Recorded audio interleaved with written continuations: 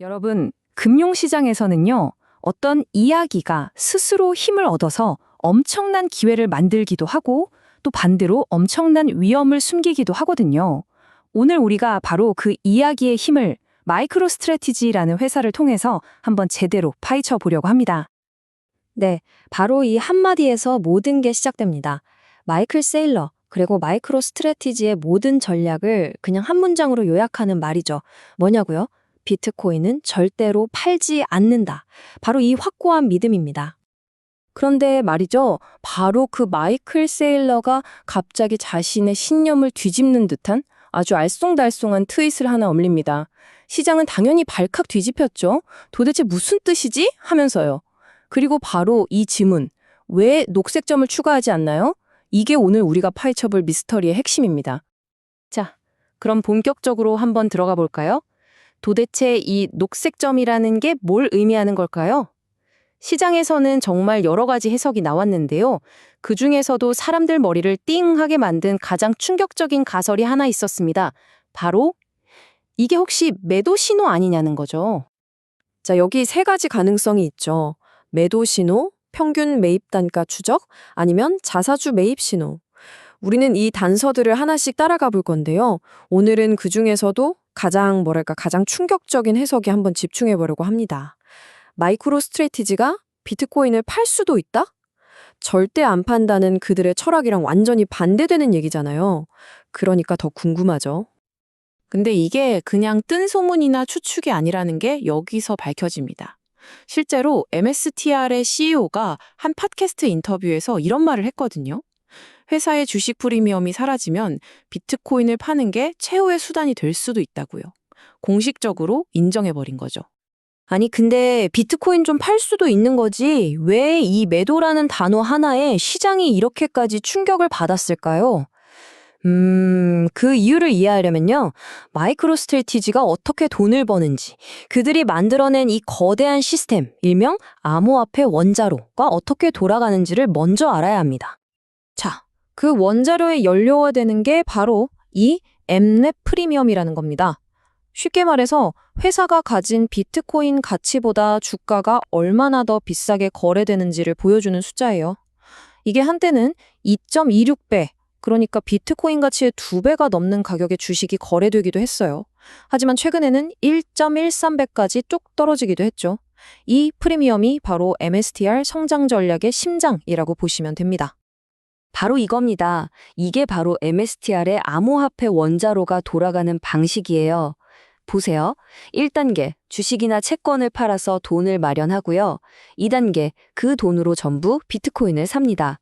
그러면 어떻게 되죠? 3단계, 와, 저 회사 비트코인 엄청 많네? 하면서 투자자들이 몰리고 주가가 오릅니다.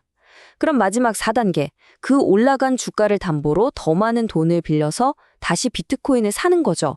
이게 무한 반복되는 거예요. 정말 기가 막힌 선순환 구조죠? 자, 그런데 이렇게 완벽해 보이는 순환 구조에는 어떤 위험이 숨어 있을까요? 이걸 이해하려면 우리는 시간을 조금 거슬러 올라가서 암호화폐 역사의 길이 남을 정말 끔찍했던 붕괴 사건 하나를 다시 들여다봐야 합니다. 바로 테라 루나 사태죠. 19.5%. 네, 바로 이 숫자. 이게 당시 앵커 프로토콜이라는 곳에서 약속했던 연 이자율입니다. 상식적으로 말이 안 되는 거의 마법 같은 수익률이었죠. 그리고 바로 이 비현실적인 약속이 수많은 돈을 테라 생태계 안으로 끌어들이는 블랙홀 역할을 했습니다. 그리고 테라 루나 시스템에는 치명적인 설계 결함이 있었는데 바로 내생적 담보라는 개념입니다. 말이 좀 어렵죠? 쉽게 비유하자면 이거예요. 은행이 고객 예금을 보장하기 위해 쌓아두는 돈, 즉 지급준비금을 전부 자기 회사 주식으로만 가지고 있는 거예요. 자기 주식이 오르면 괜찮지만 만약 떨어지기 시작하면 그냥 같이 무너지는 거죠. 외부 충격에 너무나도 약한 구조였습니다. 그리고 그 붕괴는요, 정말 눈 깜짝할 사이에 일어났습니다. 5월 7일 첫 균열이 생기더니 8일에 1달러 가치가 무너지고 9일, 10일, 11일 단 사흘 만에 모든 게 끝났습니다. 시스템 전체가 죽음의 소용돌이, 말 그대로 데스 스파이럴에 휘말려서 그냥 흔적도 없이 사라져버렸죠. 자, 그럼 이제 가장 중요한 질문을 던져야겠죠. 테라, 루나에서 벌어졌던 이 끔찍한 일이 과연 마이크로스트래티지에도 일어날 수 있을까요? 결론부터 말씀드리면 좀 다릅니다. 왜냐하면 두 시스템이 망가지는 방식, 그러니까 실패 모드 자체가 근본적으로 다르기 때문이에요. 이 표를 보시면 그 차이가 명확하게 보입니다. 다른 것도 중요하지만 가장 결정적인 차이는 맨 위에 있는 담보예요. 테라는 자기들이 만든 루나, LUNA를 담보로 썼죠. 이걸 내생적이라고 하고요. 반면에 마이크로스트래티지는 시스템 바깥에 있는 자산, 바로 비트코인을 담보로 씁니다. 외생적이죠. 바로 이 한 가지 차이가 모든 것을 바꾸는 핵심입니다. 그래서 테라는 시스템 내부의 문제 때문에 순식간에 폭삭 무너져 내리는 내파를 겪은 거고요. 반면에 마이크로스트래티지가 겪을 수 있는 위험은 뭐랄까 엔진이 서서히 식어가면서 멈추는 마모에 가깝습니다. 하나는 폭발이고 다른 하나는 서서히 멈추는 거죠. 속도와 방식이 완전히 다릅니다. 바로 이 지점에서 마이크로스트래티지가 마주한 진짜 위험이 드러납니다. 갑작스러운 폭발이 아니라 저 멀리서부터 정해진 시간에 맞춰 다가오는 거대한 벽, 바로 유동성의 벽입니다. 마치 시한폭탄의 시계가 똑딱거리는 것과 같죠. MSTR이 돈을 빌리는 방식이 좀 독특한데요. 이게 단기적으로는 가격 하락에도 버틸 수 있게 해주는 아주 튼튼한 방패가 되어줍니다.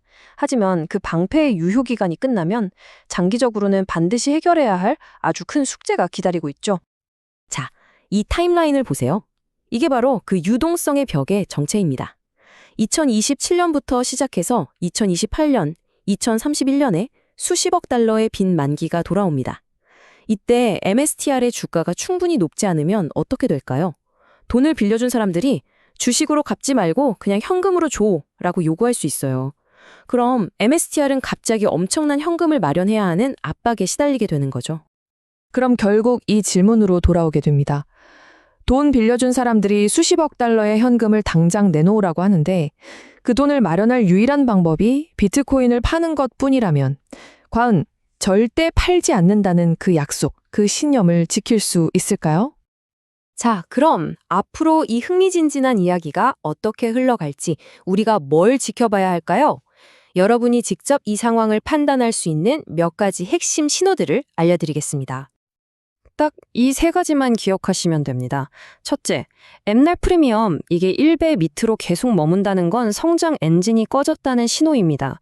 둘째, 비트코인 가격, MSTR의 평균 매입 단가인 74,000달러 선, 그리고 마진 압박이 시작되는 7만 달러 선을 위협하는지 봐야 하고요. 마지막으로 부채 상환 일정, 2028년과 2031년이 다가올수록 이 압박은 더 커지겠죠. 이 세 가지가 바로 MSTR의 건강 상태를 보여주는 계기판이라고 할 수 있습니다. 결국 마이크로스트래티지라는 회사는 단순히 비트코인을 많이 가진 회사가 아닙니다. 그 가치의 상당 부분은 마이클 세일러가 만들어낸 비트코인은 영원히 오른다, 우리는 절대 팔지 않는다는 아주 강력한 이야기에서 나오죠. 그래서 오늘 분석을 마무리하면서 여러분께 이 질문을 던지고 싶습니다. 모든 전략이 이야기에 의존하고 있을 때 만약 그 이야기가 끝난다면 그 뒤엔 과연 무엇이 남게 될까요?